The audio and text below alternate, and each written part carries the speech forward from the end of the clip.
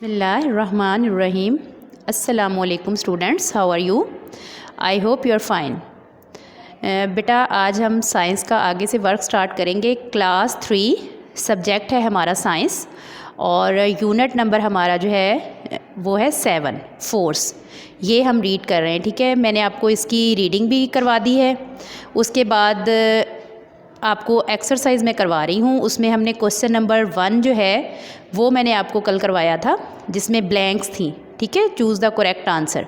उम्मीद है कि वो आपने अच्छे से की होंगी। अब बेटा आज हम करेंगे नोटबुक पे वर्क करना है।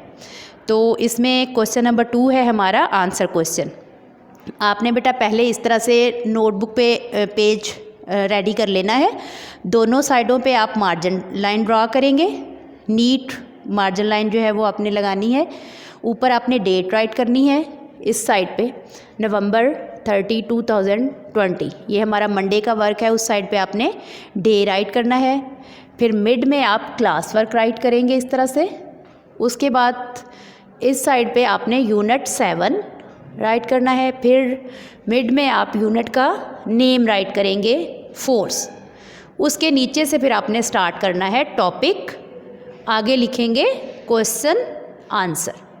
उसके नीचे फिर आपने राइट करना है क्वेश्चन नंबर 1। ये है हमारा क्वेश्चन नंबर 1। उसके नीचे से फिर आप लिखेंगे question.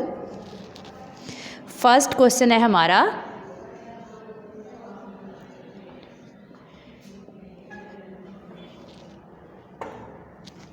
What is a force. ये हमारा फर्स्ट क्वेश्चन है। क्वेश्चन क्या है बेटा? What is a force. Force क्या है? फोर्स क्या है? दोबारा से देख लें। What is a force, force क्या है। फिर दरमियान में यहाँ पे मिड में ही हमने आंसर राइट करना है, आंसर। उसके बाद हम इस क्वेश्चन का आंसर राइट करेंगे।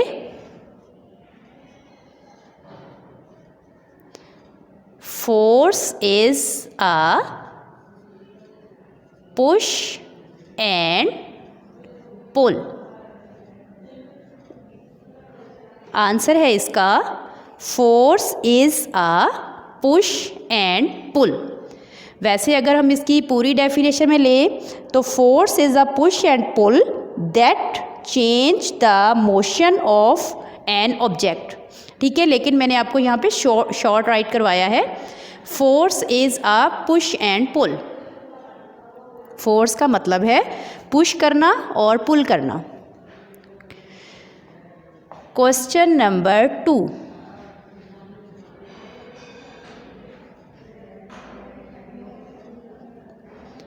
ओके, फर्स्ट वाला हमारा था कि व्हाट इज अ फोर्स, और क्वेश्चन नंबर 2 है हमारा what can a force do.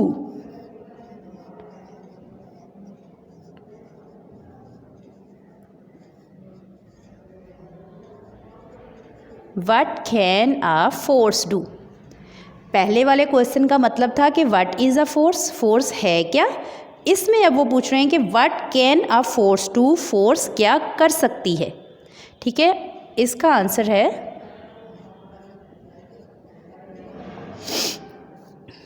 Force can cause objects to change shape,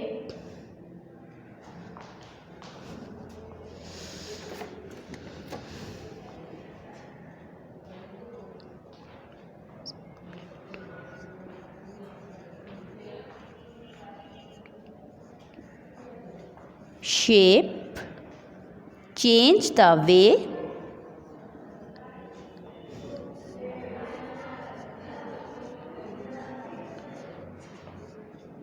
they move, or cause an object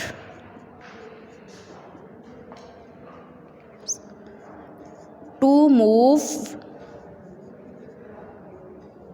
in a new direction.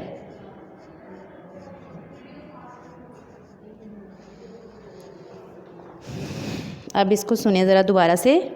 Question है what can a force do. Force क्या कर सकती है? Force can cause objects to change shape, change the way they move or cause an objects to move in a new direction. Force सबब बन सकती है किसी भी शेप को चेंज करने का, किसी भी उसकी हरकत को तब्दील करने का और किसी भी ऑब्जेक्ट को नई डायरेक्शन में हरकत देने का सबब बन सकती है फोर्स। ठीक है, दोनों क्वेश्चन आपने राइट कर लिए, दोबारा से सुन लें। क्वेश्चन 1 है what is a force. Force क्या है? आंसर है इसका force is a push and pull. Question number 2 है what can a force do. Force करती क्या है? इसका आंसर है force can cause objects to change shape, change the way they move और cause an objects to move in a new direction. Okay बेटा, अब मैं ऊपर से रेस कर रही हूँ। क्वेश्चन नंबर 3 राइट करेंगे हम।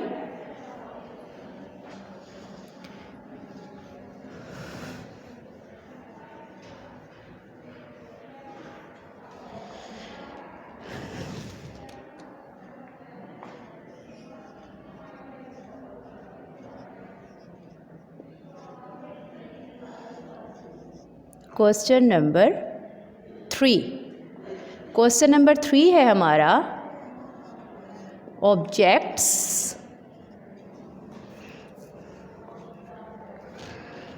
Objects do not fly up,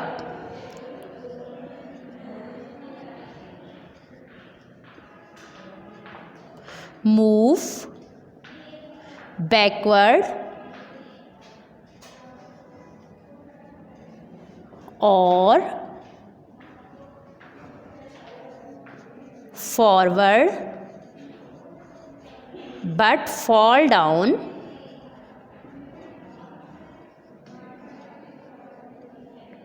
when you let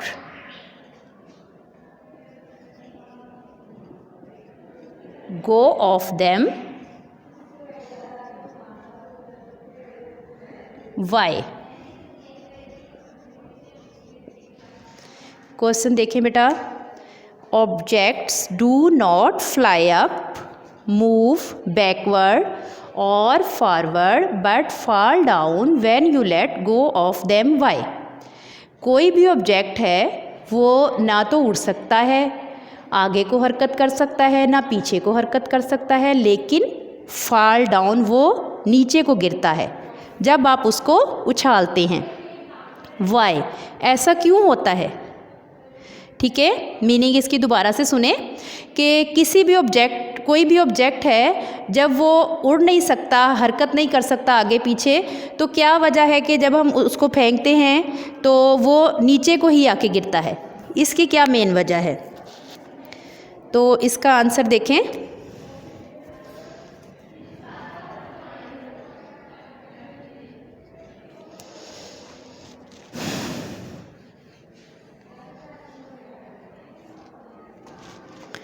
ये होता है due to the force of gravity.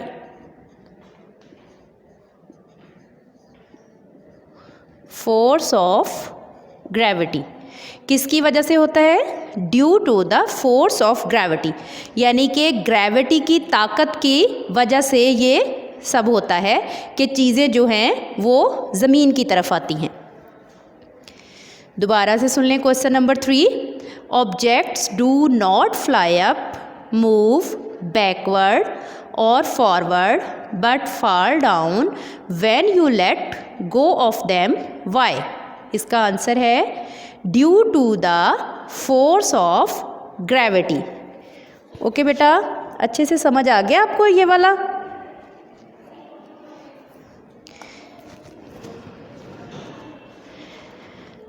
अब ये मैं नीचे से रेज कर रही हूँ। लास्ट क्वेश्चन है हमारा।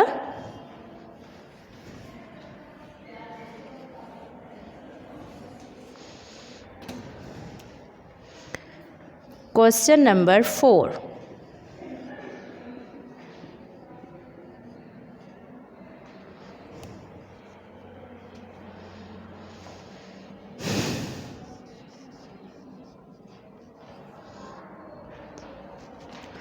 when someone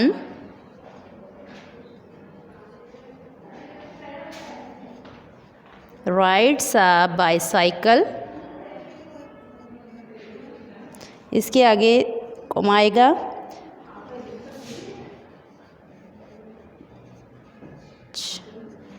which force are being applied,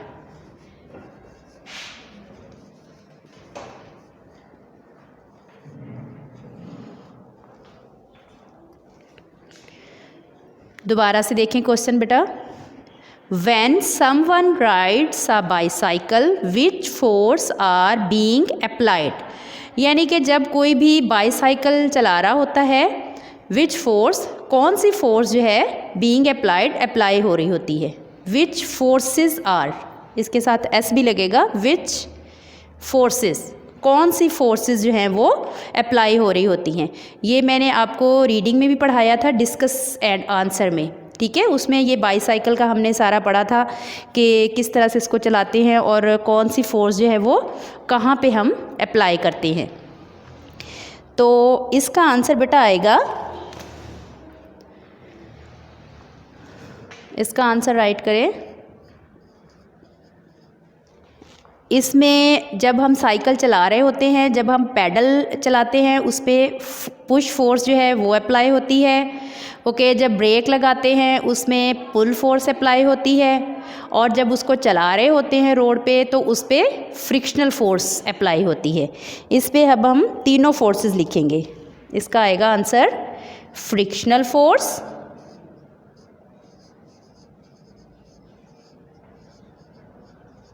frictional force, pushing force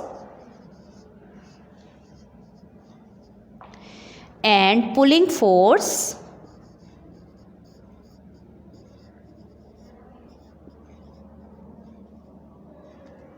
are applied।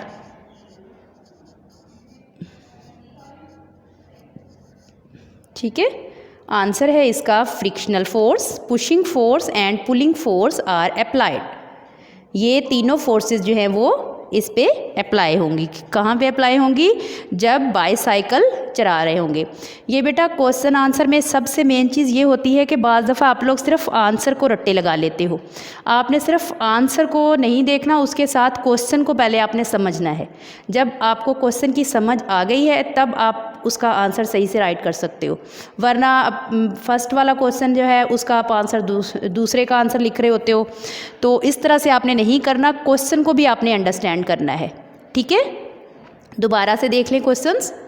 Question 3 है, इसमें objects do not fly up, move backward और forward but fall down when you let go of them, why?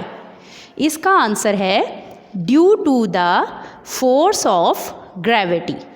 Question number 4 है, when someone rides a bicycle which forces are being applied?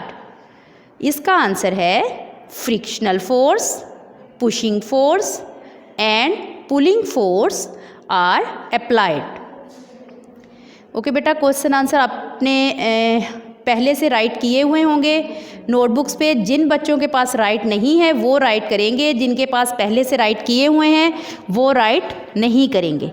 ठीक है, अब ये notebook का हमारा work ख़त्म हो गया। अब मैं आपको बुक पे अगला क्वेश्चन करवाती हूँ। ठीक है, बुक पे देखते हैं अब। ओके बेटा, आप देखें बुक साइड पे, ये यूनिट 7 की हम एक्सरसाइज कर रहे हैं। क्वेश्चन नंबर 1 मैंने आपको राइट करवा दिया था। क्वेश्चन नंबर 2 हमने जो है वो बोर्ड पे राइट किया है, और ये क्वेश्चन नंबर 3 है। दोबारा से मैं आपको बता रही हूँ, ये क्वेश्चन आंसर नोटबुक पे मैंने लिखवाए हुए हैं। ये जिन बच्चों ने राइट किए हुए हैं वो राइट नहीं करेंगे। ठीक है, दोबारा से जिन बच्चों के पास नहीं है वो फिर ये है कि लेक्चर से देख के राइट कर सकते हैं। ओके बेटा, अब ये क्वेश्चन नंबर 3 देखें। The effects of forces are all around us. हमारे इर्द गिर्द जो हैं वो फोर्सेस जो हैं, फोर्सेस के असरात होते हैं, असरानंदाज होती हैं। The following paragraph shows some of the effects of forces in our daily life. अब ये जो पैराग्राफ है ये क्या शो कर रहा है, इसमें क्या शो हो रहा है, इसमें शो हो रहा है कि हमारी डेली लाइफ में जो फोर्सेस असरानंदाज होती हैं कुछ, उनको ये शो कर रहा है। अंडरलाइन द वर्ड्स, आपने उन वर्ड्स को अंडरलाइन करना है दैट शो दीज इफ़ेक्ट्स, जो इन इफ़ेक्ट्स को ज़ाहिर कर रही हैं, शो कर रही हैं। ओके, अब देखें इसकी पैराग्राफ देखें।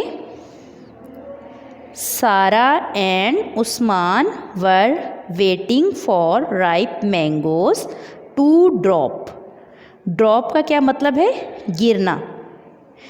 सारा और उस्मान वर वेटिंग, सारा और उस्मान इंतज़ार कर रहे थे फॉर राइप मैंगोज, पके हुए आमों के, टू ड्रॉप, गिरने का। कौन इंतज़ार कर रहे थे? सारा और उस्मान, दो बच्चे थे सारा और उस्मान, वो इंतज़ार कर रहे थे पके हुए आमों के गिरने का। ओके बेटा, अब इसमें फोर्स कहाँ पे इफ़ेक्ट हो रही है? ठीक है, वो है ड्रॉप वर्ड। अब आपने इस तरह से ड्रॉप को अंडरलाइन कर देना है, ऐसे, ये देखें, इस तरह से ड्रॉप को आप अंडरलाइन करेंगे। ड्रॉप का मतलब होता है गिरना। When Sarah saw a big ripe mango fall, drop का मतलब था गिरना और फॉल का मतलब होगा गिरा। जब सारा ने देखा एक बड़ा, राइप का मतलब यहाँ पे आएगा पका हुआ, राइप मैंगो पका हुआ, फॉल गिरा। जब सारा ने देखा कि एक पका हुआ बड़ा आम गिरा है, अब इसमें फोर्स का वर्ड कहाँ पे यूज़ होगा? ये फॉल जो है इसको हम अंडरलाइन करेंगे। जब सारा ने देखा एक बड़ा पका हुआ आम गिरता, शी रैन टूवर्ड्स इट, वो दौड़ी इसकी तरफ। इसमें रैन को हम करेंगे अंडरलाइन, ये देखिए इस तरह से, वो दौड़ी इसकी तरफ। किसकी तरफ? पके हुए आम की तरफ, जहाँ पे पका हुआ आम गिरा उसकी तरफ वो दौड़ी। Okay, Usman appeared from behind and pushed Sara away. अब उस्मान जो है वो नमूदार हुआ, निकला, अपीयर्ड फ्रॉम बिहाइंड, पीछे से, उस्मान पीछे से निकला, एंड पुश्ड, और उसने धक्का दिया, सारा अवे, सारा को। अब इसमें कौन सा वर्ड है? इसमें है पुश्ड। पुश्ड को अंडरलाइन करेंगे।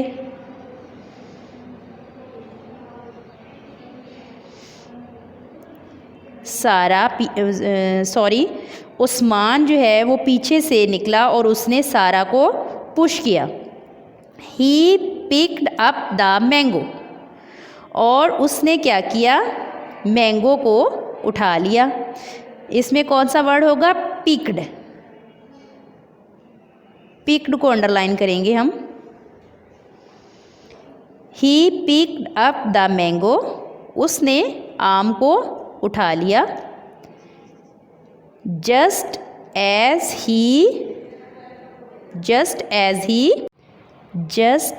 ही lifted it to his mouth, जैसे ही उसने अपने मुंह में रखा उसको। लिफ्टेड का मतलब उठाना, ये इसमें आप लिफ्टेड को अंडरलाइन करेंगे, लिफ्टेड रखना। सारा pulled the mango right out of his hand and ran away. इसमें दो वर्ड आएंगे, पुल्ड को अंडरलाइन करेंगे आप और रैन को अंडरलाइन करेंगे। सारा ने उससे पुल्ड किया, खींचा आम उसके हाथ से, एंड रैन अवे, और भाग गई। ठीक है, पुल्ड को अंडरलाइन करना है और उसके बाद रैन को अंडरलाइन करना है। ओके बेटा, ये पैराग्राफ दोबारा से देख लें, कौन कौन से वर्ड हमने इसमें अंडरलाइन किए हैं। Sara and Usman were waiting for ripe mangoes to drop, drop को अंडरलाइन करना है।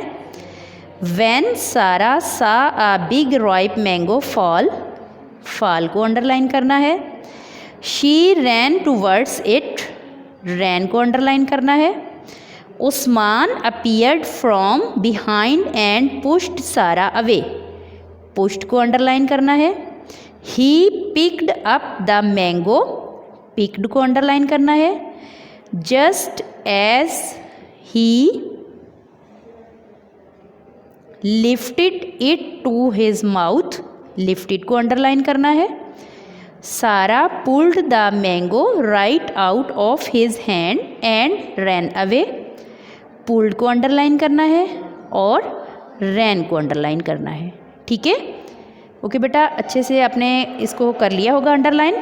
इसमें ये ख्याल रखना है कि जहाँ जहाँ फोर्सेस यूज़ होती हैं, कि जिस काम में फोर्स यूज़ होती है उसको आपने अंडरलाइन करना है। ठीक है, अब जैसे मिसाल के तौर पे सारा है, ये तो नाम है, इसमें तो कोई फोर्स नहीं लग रही। मैंगो है, मैंगो में कोई फोर्स नहीं लग रही। इसी तरह से हैंड है, इसमें कोई फोर्स यूज़ नहीं हो रही। आपने उस वर्ड को अंडरलाइन करना है जिसमें हमारी कोई फोर्स यूज़ हो रही है। ठीक है, उम्मीद है कि आपको अच्छे से ये अंडरस्टैंड हो गया होगा। अब क्वेश्चन नंबर 4 जो है ये हम इंशाल्लाह